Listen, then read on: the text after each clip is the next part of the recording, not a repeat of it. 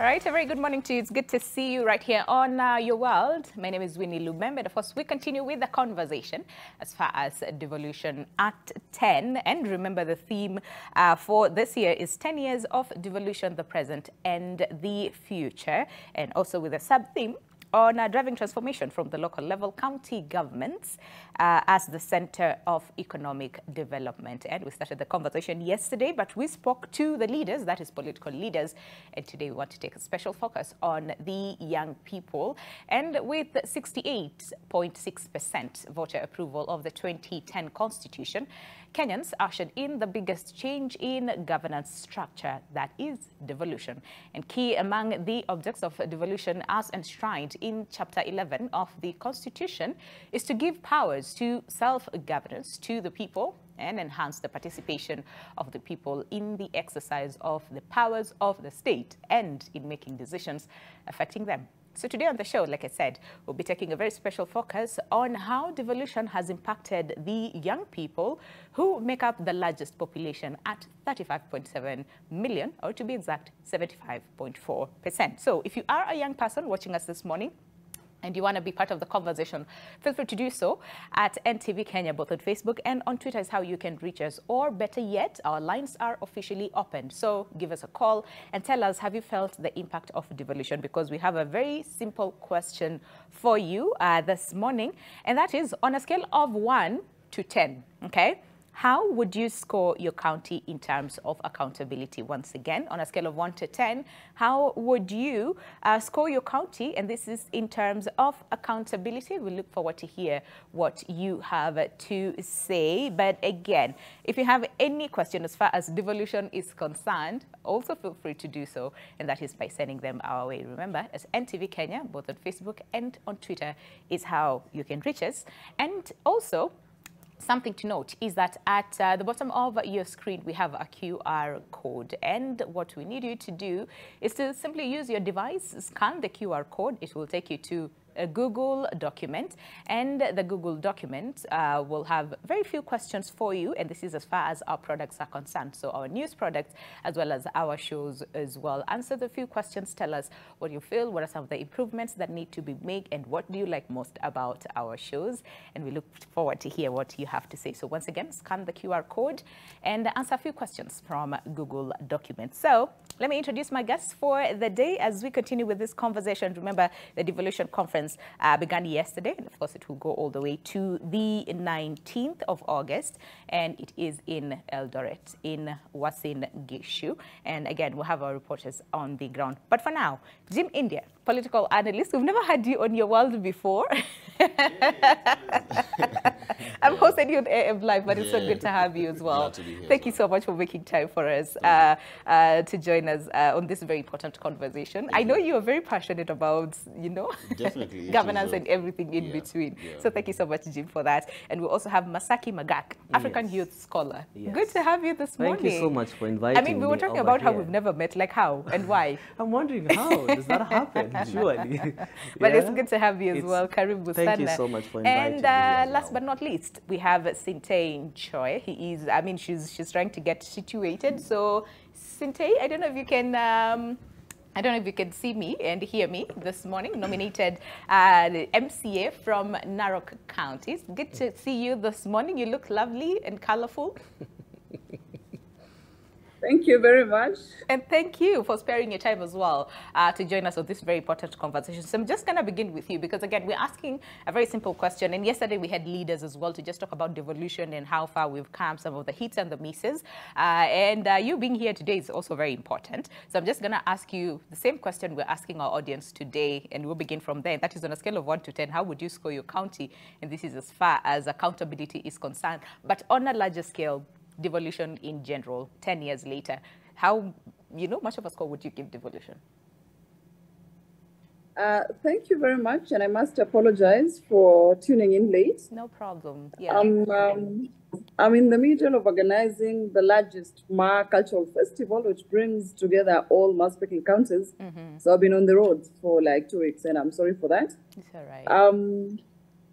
But well, maybe we may want to begin. I don't know where you guys began from, but we want to begin from. We actually just began the show, so you're okay. Okay. So we may want to imagine what exactly devolution is. Yeah. And in simple terms, it's decentralization of power from the national government to the local authorities. Yeah. And that is properly defined under Article 176, Chapter 11 of the Kenyan Constitution. Well, that was just to give a baseline on exactly what we're talking about. And because you asked a very direct question on probably how I would want to score my county. Yes. 10 years after devolution. We want to imagine that, you know, the biggest role devolution was going to play is, you know, coming, the national government and the resources coming closer to the people.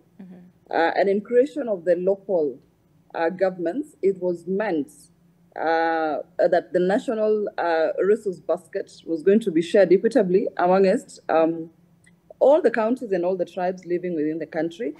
I come from Narok, and usually it is very embarrassing for me to speak about Narok if you're actually speaking about 10 years after devolution. Okay. And it is embarrassing because when devolution set in and Narok elected its first governor,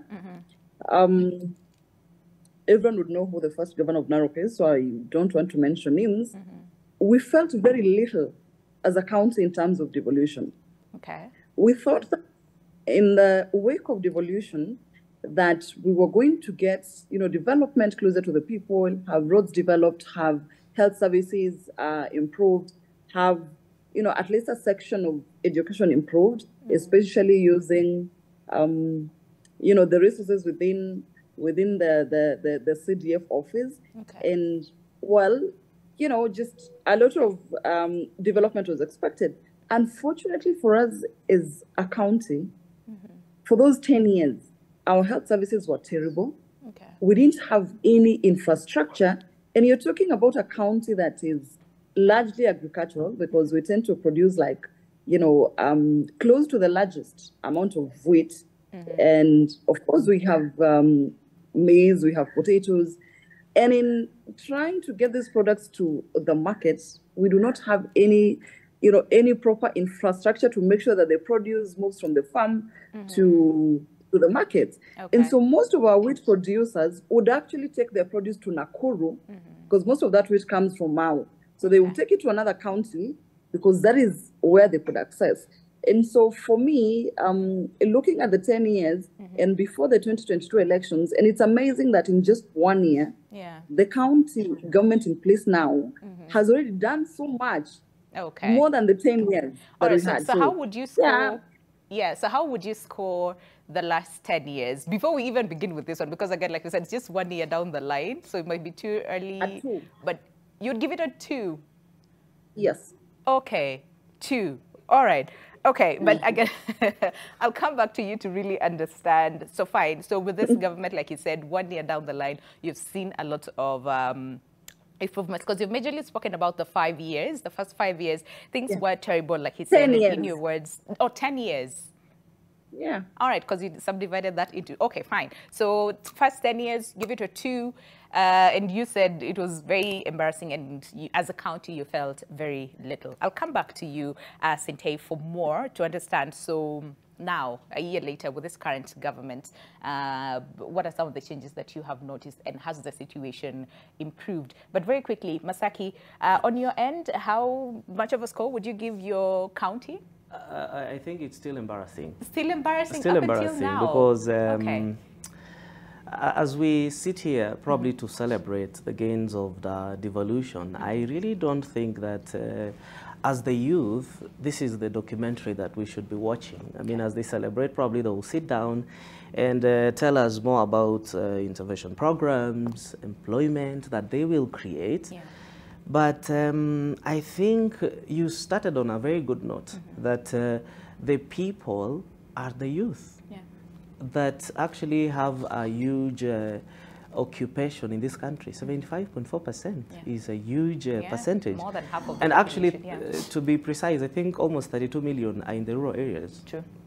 That means the devolution should actually be shown that it has a good milestone. Okay. But having said that, I would have wished to have something as like of a child who grows from the date of birth, starts to know where to get food, crawls, holds on the chairs and tables, you know, and starts speaking, developing a speech, and then goes to school. You know, that is the 10 years, right? So what you're saying is you have not seen I haven't seen anything. I would have wished to see something like that. For my county, I think I might actually, well, I come from Nyamira County. Where I don't stay. Of course, Nairobi is where we are looking for the hustle.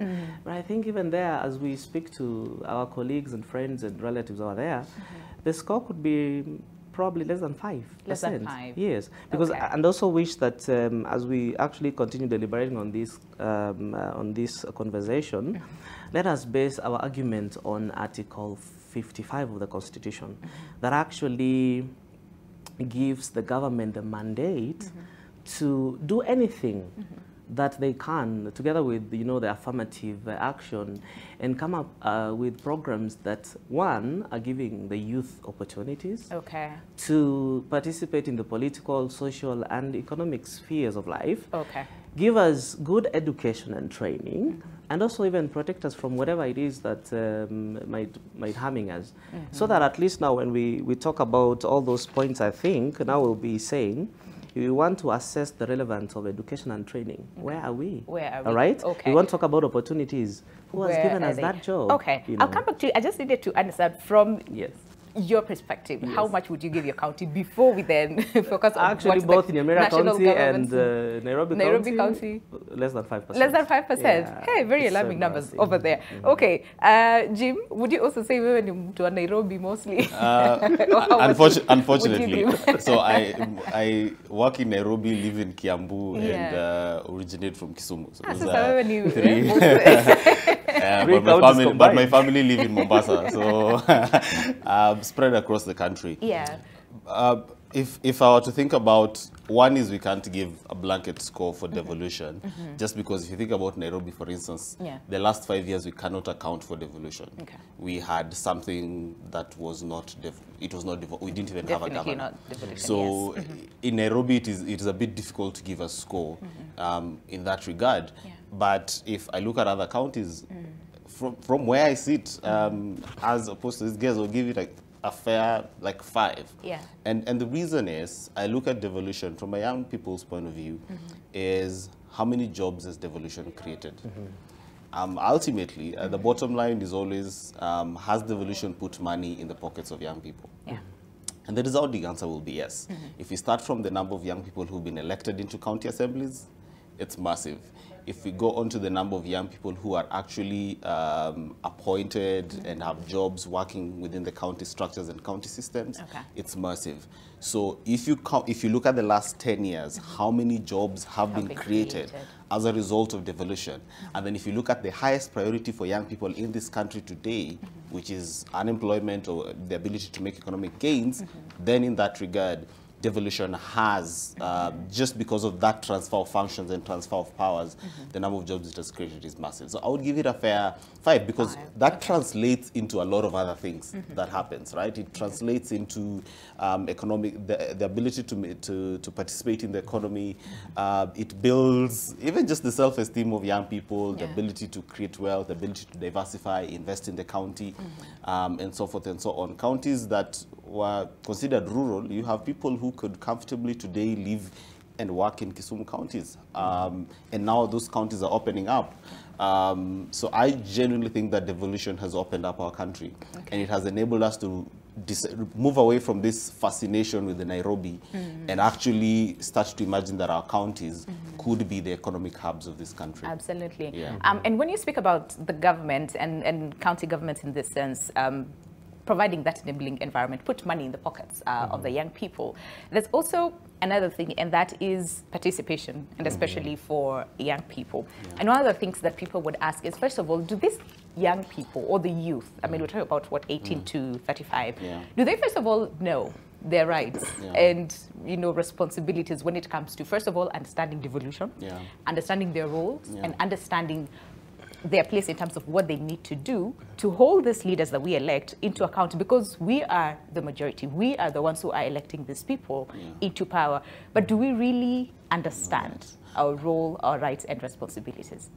Interesting you asked that, because spent the last couple of months actually going around 5, 6 different counties, doing a study on, are young people actually taking part in participating in devolved processes? Yeah. And here's the funny thing. Our laws are very clear on the place of public participation. Yeah. It provides for that. It anchors it in all policy-making processes. Now, in most of the counties that we went to, there are certain challenges that exist. Number one is the county governments naturally do not like to be kept accountable. By design, governments don't like to be kept accountable. And so there is the law, but by design. And so what a lot of county governments we found to do is they don't, because they have to publish the notice for public participation. Yes. So it's not on their website, but they published it on Nation newspaper. Now, young person somewhere in Nyamira never ever buys Nation newspaper. Yeah, for sure. So what the county will say is that they actually lived up to what the law requires of them. The law requires that they publish on a widely circulated newspaper. And so they will end up publishing that in a widely, and then when you go to the meeting, you find young people are not there. Or number two, there are a select few, wale marafiki wa waheshimiwa. Those ones are the ones who are elected to come and participate.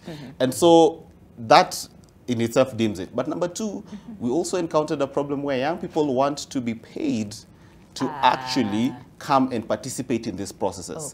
If you're not paying, we are not coming. We're not coming. Right? But and I wonder where that stems from. But there's sitting allowances for other political leaders. Why can't they? Why can they? Exactly. Because for the political leaders, that is their job. For the political leader, that is their job. But it's that also is the same job, way. It is not your job. It is your responsibility. As a citizen.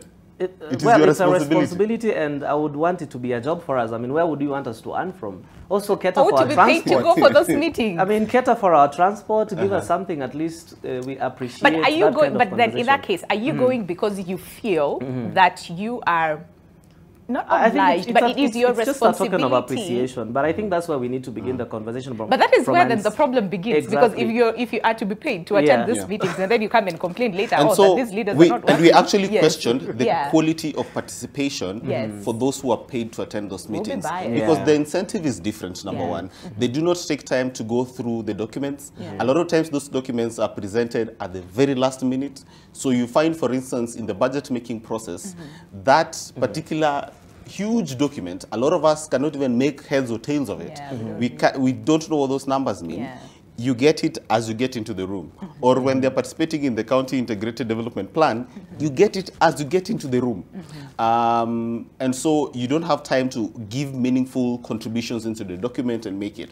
But we have also seen sparks of hope in different counties like Migori and Uasin Gishu and Kakamega, where young people have actually organized themselves so well in thematic areas, and they're like, we are young people in climate change.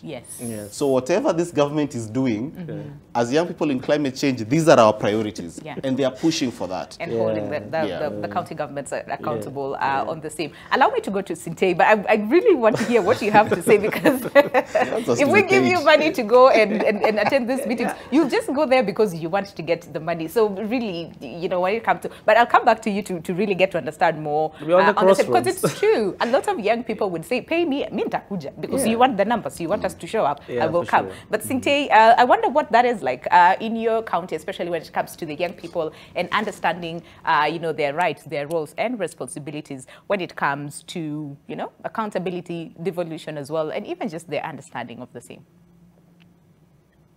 I think we have a fairly educated young population, which then tells you that a lot of them understand their roles, their responsibilities, and their duties. And especially when it comes to, putting the county governments, in check and accountable for the resources and, all the programs and projects going on in counties. And it's interesting because I'm hearing one of my friends, I didn't catch the names, but maybe I'll catch them there's as Jim we go and ahead. There's Masaki Magak. All right, and you know, one of them has said that it should also be like a job for them to attend these meetings. Because I've been around the county government, and we go around doing public participation when we are passing bills and when we are passing plans, and I happen to, you know, have been largely part of a plan that was passed in Narok County, the Mara management plan, which was passed a few months ago. And interesting to note and true to what, when you're inviting young people to, you know, to come to these public participation meetings, the first question they ask you, and I mean, for me, because I'm a young person and we interact with them because they're mostly my age mates and they're my friends, they're people I know. They ask you, like, Mheshimiwa, mnatupatia nini tukikuja? So I'm like, first of all, you're coming to interact with documents and plans that are going to be part of, you know, the county moving forward for so many years to come. And it has nothing to do with me, it has nothing to do with you. But because you're the people right now, you know, who can keep us in check and make sure that, you know, whatever we are presenting to you are actually, you know, proper things, that you're not going behind the community or people to do the things that would benefit us as, you know, county assembly members. But they're always looking for parks. And maybe it's because they're largely ignored by county governments. You'll find that young people who've, you know, graduated from the university are just, you know, walking around and having cups of tea and, you know, making noise, you know, what you call moshene in hotels, because they have no space in the county government. They have no way of becoming part of what is happening and what is impacting their lives as young people. And so in that, they have really zero interest in trying to be part of it. So if there are no parks, if you're not paying them, if you're not providing, you know, it's just some sort of appreciation token for them to be able to come. But on the other hand, we are also talking about a situation where if you're not going to provide transport to these young people, you don't expect someone who does not have a job to move from wherever they come from, you know, to come to town, because mostly these things are, you know, like I come from Narok North, and Narok North is, I mean, my home is 15 minutes drive from Narok Town. So which means if I'm doing public participation, I'll do it in Narok Town. But it also happens in all the other wards. But then also moving people from where they are so that they leave their, you know, economic activities or whatever they're engaged in to come and listen to you, which is very important, because then you're not able to pass a bill or pass anything in the county assembly without having public participation. But then sometimes it feels like, you know, like someone has said, you're presenting an already determined document or process to these people, and they have no idea what is going on. So it's like, what's the point? What's the point of us coming there? But then again, so then if that is, I mean, it's sad that that is what is happening on the ground, but then doesn't that invalidate, you know, this whole process? Because really, if you have to pay me to come, of course my sentiment and whatever it is will be biased because nimelipo, and I really don't attach myself. Very quickly before we go on a break. But I think we need to equate this into even research. How do we do research? You go and pick participants, or you go to their place. So first of all, you need to provide transport. You need to give them a better environment so that they can participate. And I think also the narrative from the perspective of the youth is, if we've elected people and you pay them to sit and deliberate on matters that concerns our full involvement. Yes, we have Article 10, I think 174C, I think 232D, that talks about the rights of us as citizens to sit somewhere and be part and parcel of decision making. But you see, you bring somebody's empty stomach to a conversation to do what? And anyway, to deliberate on something that is already documented, which probably in their sense, they think there is no influence they're going to have on this paper. So for me, it's not like we are really paying them to come and manipulate their kind of interests or actually something to speak about that particular motion, but it's about motivating, make somebody happy. Like, you know, we elected you, thank you so much you brought us here, let us speak about this and that, you know. I'm not really advocating for payment to manipulate their, you know, the insights or the outcome, you know, but just take care of them. They are so jobless. I mean, most of the youth in this country are actually surviving even under $1. So how do you expect them to ferry themselves to that particular area? But also I agree with you that we need sensitization. We need to educate them. We need to show them that is the constitution that you should stand for. You have a responsibility to sit in these forums and deliberate on these matters, because they will help your future be aligned in whatever policy that you really this want. is just me thinking in my head. Yes. Why don't we then elect leaders who do their job, so that the next time they're calling for these meetings, they don't have to pay us for us to attend, you know, these meetings, because at the end of the day, we know that, you know, they are active, they deliver, and, you know, they serve us as a people, or the people that we elected them. I saw Jim India shaking his head, but we need to take a break and then we'll come back and pick up the conversation from there. But even the fact that majority of the young people are not actively taking part in terms of this, you know, areas that they are needed, and understanding their responsibilities when it comes to who they are electing and holding them to account, then do we have a right to hurl stones or to, you know, point fingers when these leaders are not delivering on their promises? That is what we're picking up the conversation from after the break. But very quickly, to sample one or two feedback as we continue. It's Kim from Facebook says, Wasingishu 1. Aya. Bungoma, Wangamati's time, but this time, no, Bungoma 5 during Wangamati's time, excuse me, but this time 1. But this time 1. No, says Lusaka 6, okay.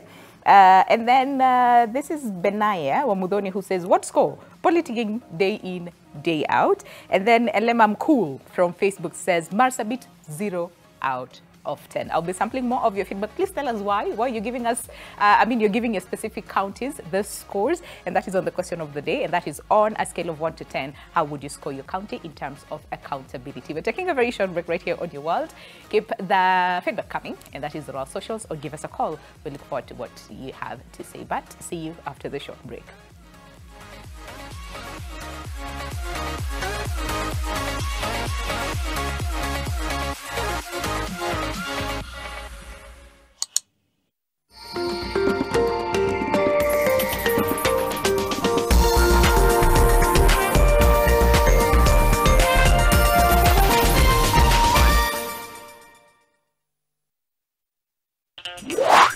Benefits of ordering with Glovo. Glovo allows you to order anything you want at the comfort and convenience of your home. Craving fried chicken or pilau or pizza?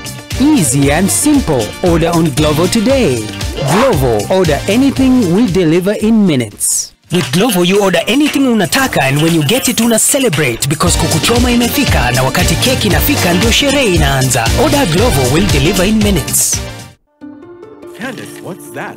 I brought you a small bonus. Bonus for what? You got us 299 family dinners, 64 kisses on the cheek, 12 road trips to see grandma, 42 jokes from daddy, 49 laughs from mommy. In over 60 years of dealing with numbers, we've learned that the numbers that matter the most to you are the ones that matter the most to us. NCBA Bank. Go for it. Mosa cha hizo. Wewe nani? Unajua deal na mimi. You're treading on dangerous ground. Nakuuliza unawajua? Kevo bana, pole pole, jo ni dem. Udem anajua kitu. Mzee mlango ndio hii. Mbeni kilo 2. Ni jina na gani? Oya TJ. Mabubu fire huku nje tuende. To protect our family from germs that cause illness when it's cold, we use Dettol soap. Dettol soap with germ defense gives you protection. When it's cold, germs are transferred in different ways, and Dettol soap's germ defense protects you from up to 100 illness-causing germs. Be Dettol sure.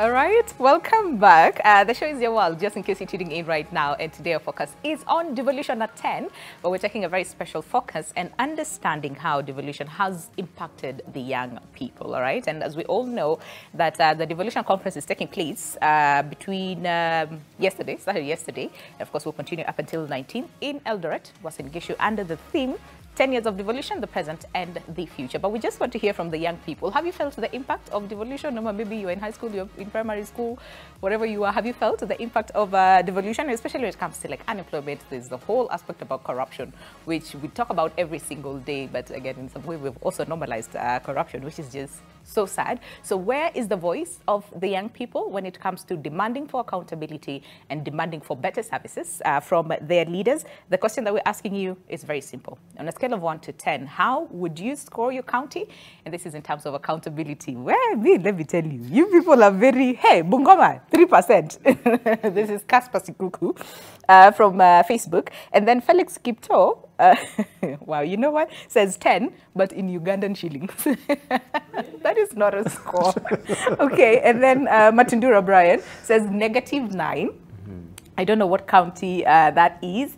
And then -9? Yes, -9, yes. And then Oya says Homa Bay, # the land of potential, 7 out of 10. Okay, all right. And then says, Alan anasema mbona hakuna 0? Kunayo 0 to 10. How much would you? And then Kipkoech Turgut, still on Facebook, says 3. And then Eliud Matthew says -4. I don't know what county that is that you've given -4. Maritim Cheriot says 2.5. Paul from Facebook says Bungoma 7. Omosh George says 2. But guys, please tell me where your county, I mean, which is your county? Because you are just giving this race and you're not telling us what your county is and why. Why are you giving us that scope? We also want to understand that. But Jim, before we went on a break, very quickly so that we sum up on the whole aspect about public participation. And we said majority of the people, young people, first of all, do not show up. Or if they show up, they want to be incentivized, right? For them to show up. But my question is then, if that is the case, or if that is the trend, then do we have any right to point fingers and say, you're not doing this, you're not doing that, and yet we're saying, pay us, and then we come to your meetings? So I think number one is a bribe by any other name is still a bribe, right? We can call it facilitation fee, transport allowance, sitting allowance, motivation. It is still a bribe, okay? And essentially we are asking to be bribed to participate, to actually take on a responsibility that is ours. And as we've said, when you are paying people to come and keep you accountable, it becomes murky because suddenly those lines are blurred. The lines of accountability are blurred. What you have is, in counties like Makueni, they have hacked a formula. Makueni, they've hacked a formula where public participation begins from the village level all the way to the county level. And so the village head has a way in which whatever document needs to be passed at the county, it starts all the way from the bottom. If they want to build a well or dig a well, it starts all the way from the village level. Public participation has to be contextualized in every county. But also number 2, in instances where it has worked, where I have seen it has worked, in counties where it has worked, it's because the level of youth organizing has been fantastic. The young people have organized themselves in sectors, because one of the things that you'll realize is there are so many sector working groups in counties. There's a health sector working group, a youth sector working group. All these sector working groups need representation of young people. And so they have organized themselves so well. They're occupying serious positions within those counties. They are in the decision-making tables because before documents come to the public, they already have access to those documents. They have access to their networks via WhatsApp and all these other formulas, Facebook and the rest of them. And they're able to organize. They're able to also help fellow young people take advantage of all the business opportunities that are in the counties. We know that there are the issues of pending bills. That's a different story. But there are serious opportunities that exist to actually do business with counties, and they've been able to leverage on that. So ultimately, there is the opportunities to participate. Our counties the Constitution requires us to participate. As young people, we need to participate. But this participation has to be from a point of organizing. And so it is on our leaders, I think, especially our youth leaders, those who are not elected, to start organizing their young people in those counties. And I wonder some of the numbers that we're getting are 7, are 6, are negative, are 10 in Ugandan shillings. I wonder if, I wonder what is the basis for that, right? If someone is saying, I'm giving my governor a 7 because our health system is actually not working as a people, right? Because there are also devolved functions. And sometimes you expect governors to do things that are not within their purview. So that for me is it. Public participation is our only hope for saving devolution. And so we have to participate, but we cannot expect, because this issue of being paid stems all the way from elections. We think it starts here, but it starts from elections, where young people want to be paid by politicians during rallies, where young people want to be paid to go and vote, where young people want to be, and so we are constantly asking to be paid things, and that's why nobody ever takes us seriously. Mheshimiwa hapa muulize, anaogopa kukutana na young people because watahitaji kulipwa. I mean, she said that. She said that then the meeting, and then, you know, or even before you go to the meeting, because you have to mobilize the people, you have to, you know, do all those things. But she says, wanasema sasa Mhesh, natuacha aje, natupe ngapi hivi kidogo, so that we do that. But very quickly, Sinte, and then I'll come back to you, Masaki, because now that, again, we're saying the leaders should also, you know, be held to account. Jim said earlier on, you know, these leaders in county government, sometimes they do not want to be held to account. Sinte, I wonder what you have to say to that. Mchoki point out, you know, Sinte, you said... Sorry, because the sound is terrible. I can't hear you. I can't hear you guys. Oh, completely. Now? The sound is terrible. It was way better. All right. Okay. Okay, cool. So let's sort you out. Let's sort that, and then we'll come back to understand then from a leader's perspective, this whole aspect about motivators and all those things, and even corruption, which is a very, very big thing here in the country. Where is our place as the young people to really fight this? Because, like we said before we went on a break, that it's come to a place where we have sort of normalized corruption. But Masaki, so then how do we, you know, elevate ourselves such that we can have this very sensible conversations and even be very, very active in terms of taking part in some of this, you know, duties, meetings, even when it comes to electing these leaders, so that we don't come back and sit and say, you know what, Nani is not performing, and yet we're the ones who, Really, I think I would like to dispute a little bit about that narrative of bribe is a bribe. For me, I don't think that we should base our argument in that narrative, because this person does not have anything, so probably just facilitate that person. There's nothing about payment or whatever it is, just mobilizing, educating them, sensitizing them, and telling them this is your right, okay? But also, as you go to Mheshimiwa, I think we have young leaders who probably have already failed us. I think this is one of the government that has a massive number, like he said, that has been not just elected, even nominated. But is it that they're taking it slowly? Are they slow learners to really help us know what happens in those forums?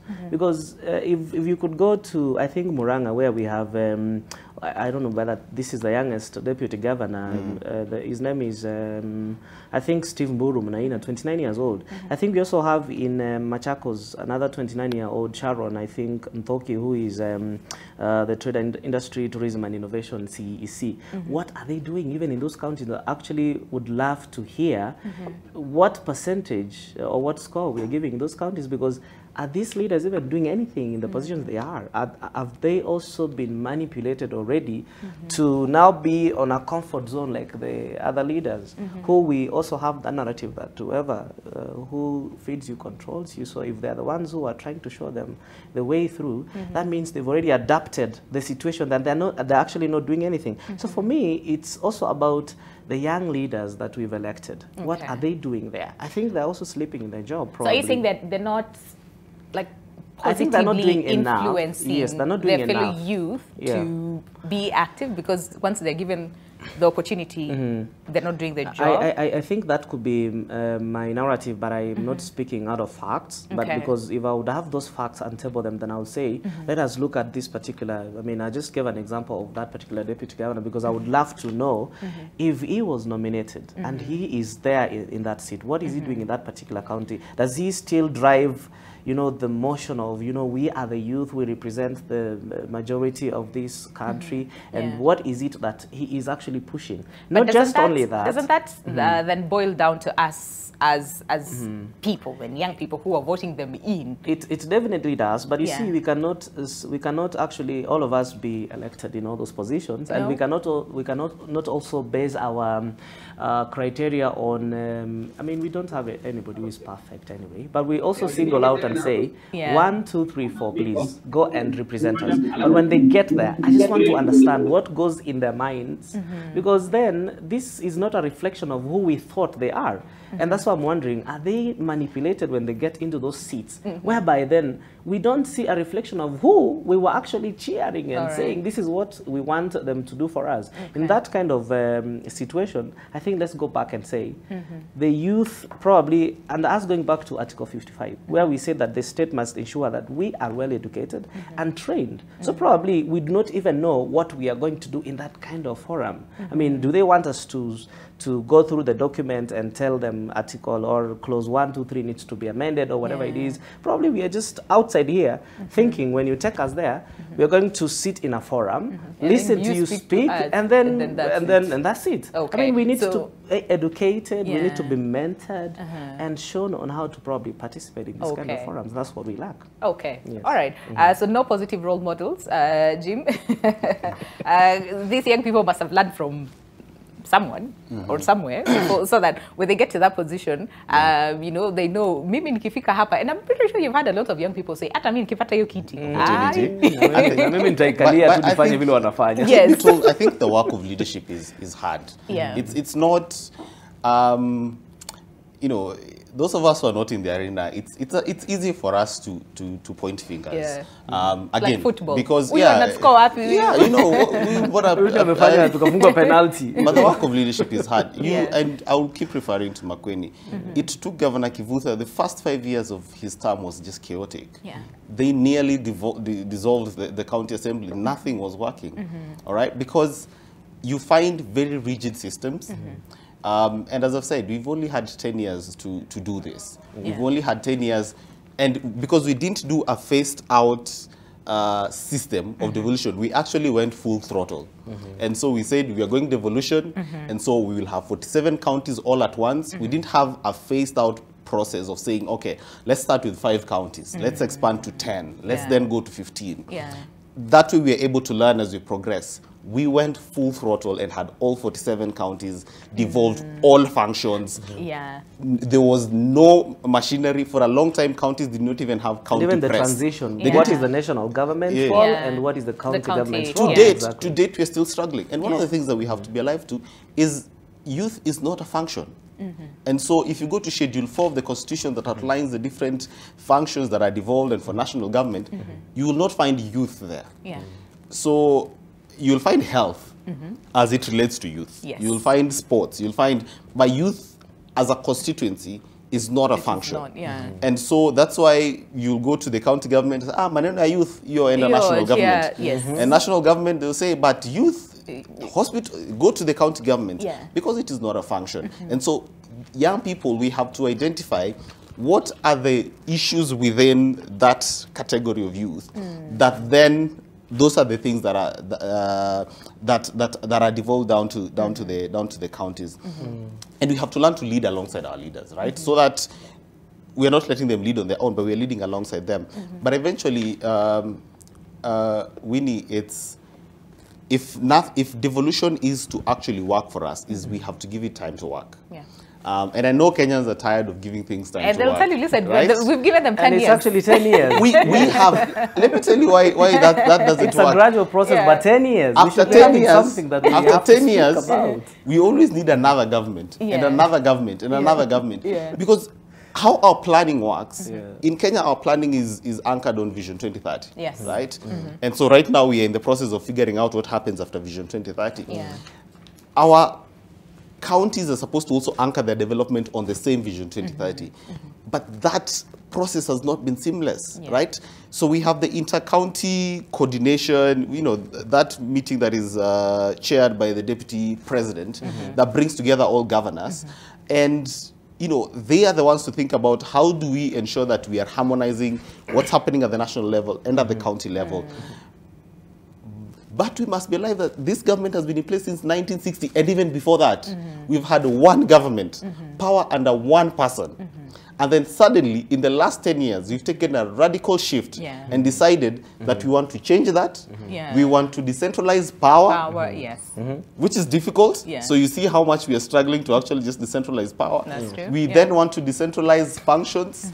And you still have the Ministry of Health at the national government, and then, but they're saying, but health is a devolved function. You still have the Ministry of Sports, but they're saying sports is a devolved function. You still have agriculture, they're saying agriculture is a devolved function. But these are functions that we want to devolve. We are still struggling with how regular or how timely we are disbursing funds to counties. Counties have to go on strike. People have to go without being paid so that they are actually paid. So counties are at pains, and those are the things we have to understand to actually make ends meet. Okay. I mean, and right now, devolution, if you were listening to the president when he was naming his cabinet, you know, the devolution, it was conspicuously missed, right?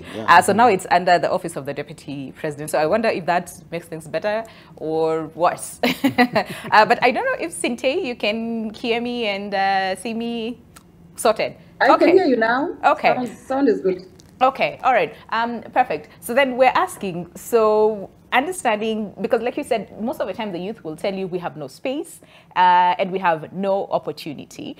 So then the big question is, do we wait until we're given that space? Do we wait until we're given that opportunity? Or is it time we as a young people get angry enough to say, listen, yes, we voted you in, you came with your promises, we gave you a chance, but you're not delivering. So we hold you to account, that we don't have to wait until 5 years later, 10 years later, 15 years later, still complaining about some of those things that we have the power to make changes. I tend to think that the most direct way the young people can get angry is actually exercising their votes. Because then in the middle of, you know, an electioneering period, or, I mean, just after elections, you do not imagine that there can be any other meaningful way in which you can have your people present at the decision-making tables. And so for me, I feel like in getting angry enough, the young people must then say that in the coming electioneering period and in the coming elections, we are going to make sure that the people we elect are, you know, our own young people, people we have faith in and we have hope in, and we know that they are qualified enough and they know the problems and the issues the young people are facing in this country.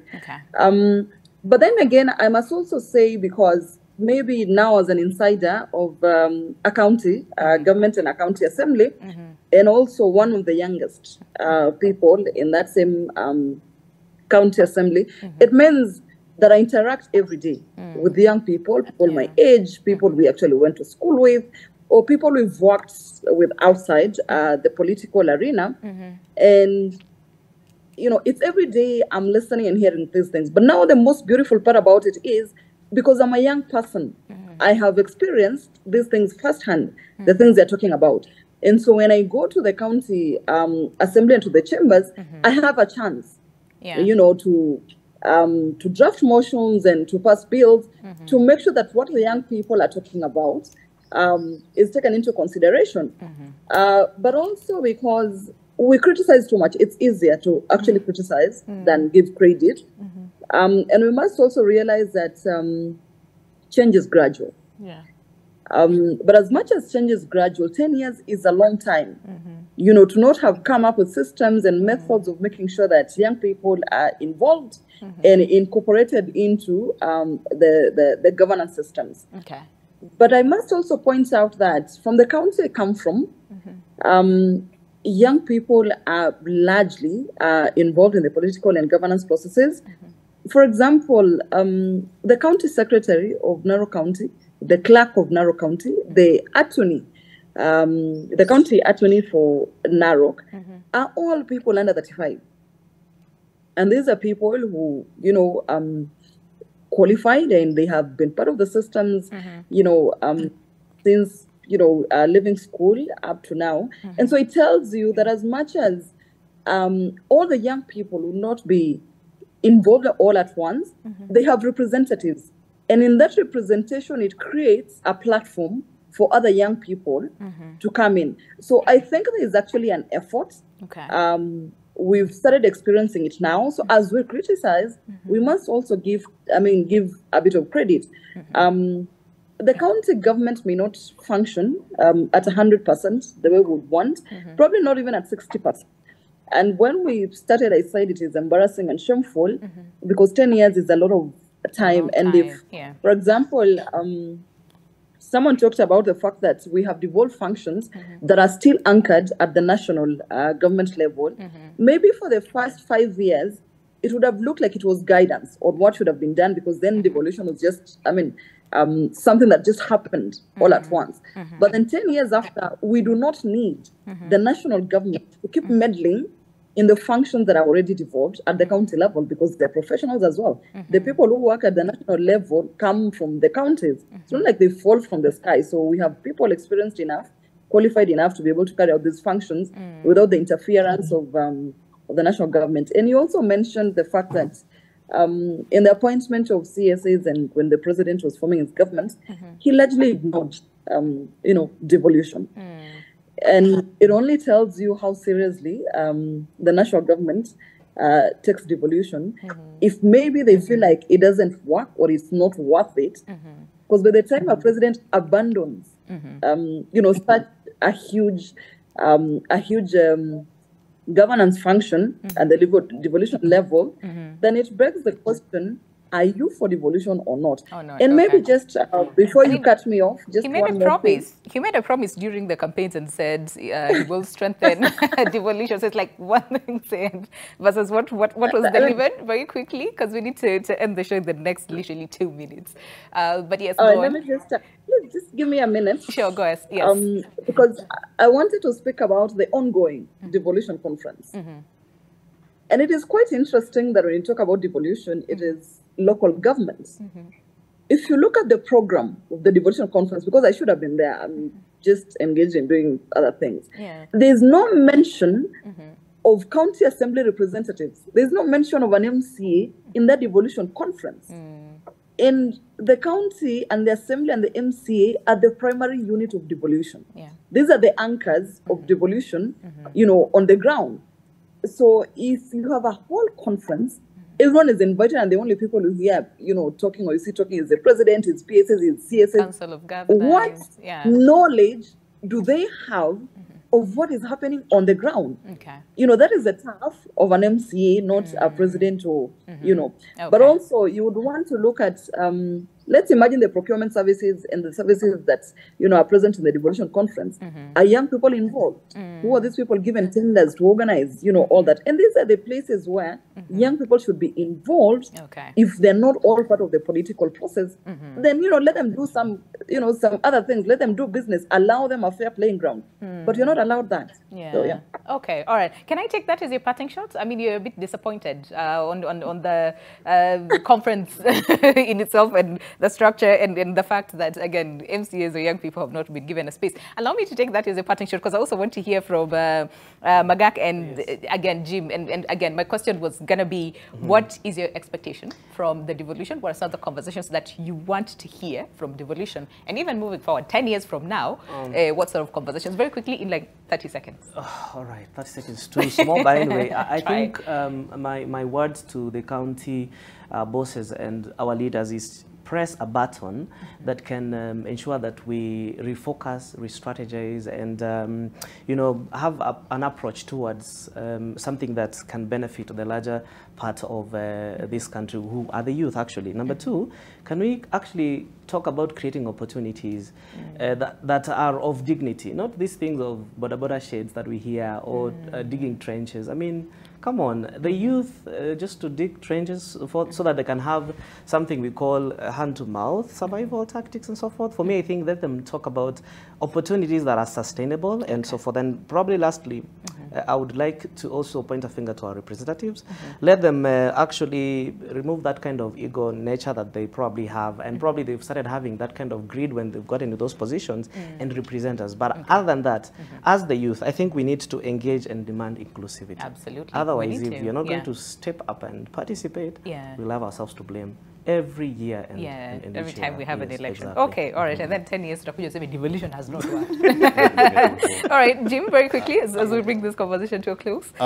So just to add on to another pain about Devolution Conference is how it's organized by the Council of Governors, and throughout we've tried to have them say, look, you can't have, they had barely 30 minutes or 1 hour conversation on youth, you know, on the program. And we kept saying, could we at least then have a parallel conference just talking on youth and devolution? Because clearly, you do not want youth in this meeting. You have no place for them in this meeting. Could we have a parallel program for them? So if you look at even just the organizing of the conference, largely, youth is one of those, it's a source on the side that you can dip if you want or if you don't want to. But beyond that, I hope that one of the things that we can talk about is how to increase on-source revenue. The counties need to increase how much they're actually collecting on their own. And then number two, how we can increase efficiency on timely delivery of revenue to counties from the national government and increase that as well, because the more money we're able to put into the counties, I come from the school of thought where we need to pump more money into the counties as we build systems and structures of accountability at that level. We can't say, but counties are corrupt, let's not give them more money. Let's pump more money to the counties, that's where the people are, then build the structures of accountability. Thanks, Edie. Okay, but thank you so much, Jim, really, for that. I hear your disappointments, and I think a lot of, all the youth in the country should also feel the same, because where is our space when it comes to such conversations? But for now, allow us to say goodbye. Thank you so much for your time, Jim India, political analyst, Masaki Magak, African youth scholar, as well as Sente Nchore, who is a nominated MCA, Narok County. Asanteni sana. I know this is a conversation that we need to have for like 2 hours. We will. But for now, thank you so much for your time. One comment here or two. Pius Otieno says 10 out of 10. We give thanks. We thank God for giving us the president. Okay, all right. And then Kiprono Gilbert says hakuna haja ni type any school. These leaders ni midomo tu ndio wanajua. And then Ustad maintains the scale should start with 0. Okay, and then someone else says Nyeri 2 out of 10. But again, let's keep the conversation going. Instead of just giving us the score, also tell us why you're giving your county the score that you are giving. But for now, allow us to say goodbye. My name is Winnie Lubembe. Enjoy the rest of your day, and I'll see you tomorrow morning, same time, same place, right here on Your World. But until then, stay safe. Keep the conversation going online. See you tomorrow.